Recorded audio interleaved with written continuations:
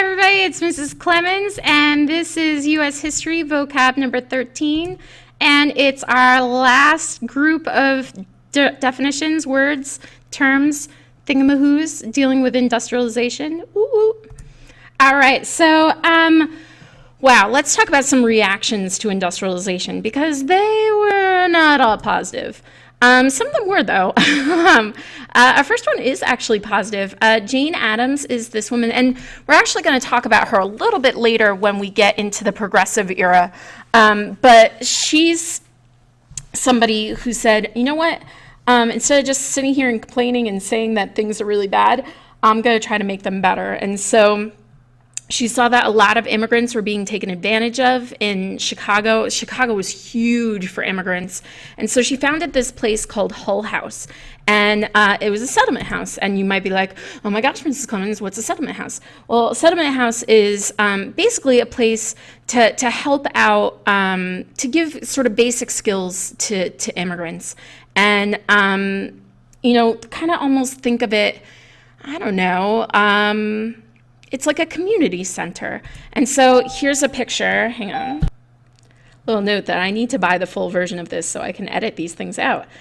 All right, so anyway, so here's a picture of her, obviously older, with all these kids here. And, you know, they're providing, you know, basic skills, more so actually to their parents, but definitely to kids, you know, English, reading, making sure that they're taken care of sort of mentally.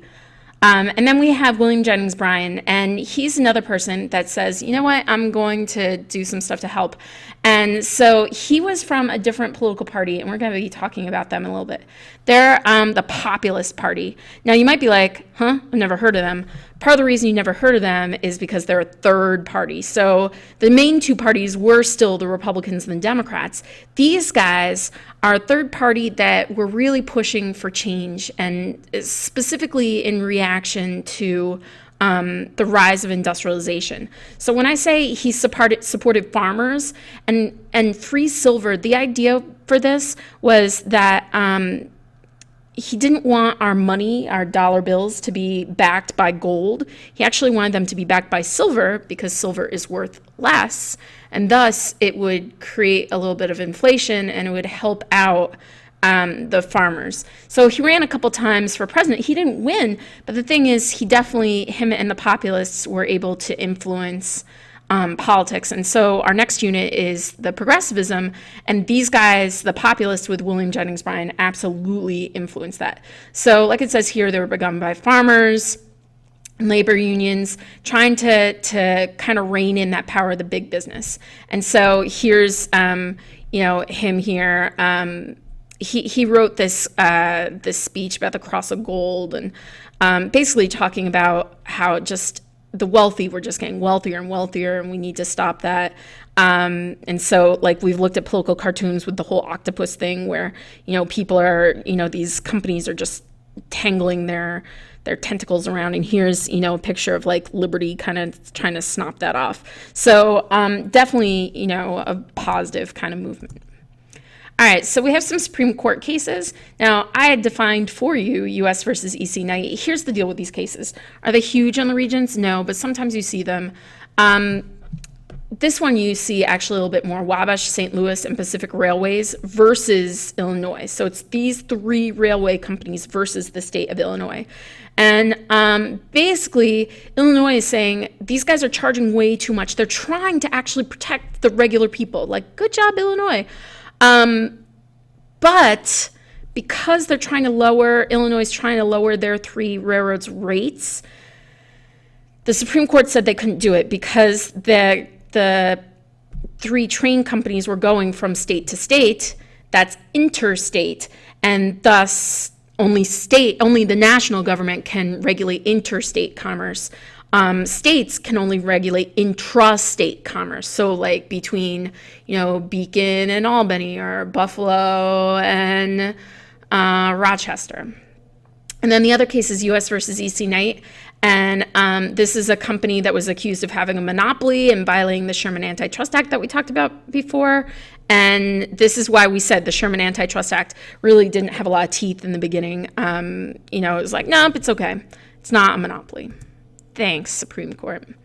All right, we talked about before immigration. One of the big ideas that was going on was this idea of nativism, that people that are born here are better here, and trying to limit immigration. And I like this political cartoon that's basically kind of saying, yeah, 1780 we didn't like immigrants, 1850 we didn't like immigrants, 1920 we didn't like immigrants, now we still don't like immigrants. And just the group of immigrants has really changed. The idea of us, of many people in the United States being nativist really hasn't changed. The Chinese Exclusion Act limited Chinese immigration. This was a law that was passed in the 1880s, and here you have hip hurrah, Chinese excluded. They're very excited. And then the Gentleman's Agreement, this stopped immigration from Japan. And here again, like you're seeing, sort of these nativist things where people are not happy about having these guys in the country. And then we had a whole bunch of starred terms, so let's go through those. Now, are they like things that you find in the textbook? No, not usually, but you see them in the Regents and they're in the questions and people are like, what do they mean? So that's why we're doing that. Rural, very, very sparsely, not very fully settled, might be agricultural country, whereas the opposite would be urban, like a city or a densely populated area. Obviously, the middle between those two would be suburban. Intolerance, that goes along with nativism, racism, all that kind of stuff. Unwillingness to recognize and respect differences of opinions or beliefs.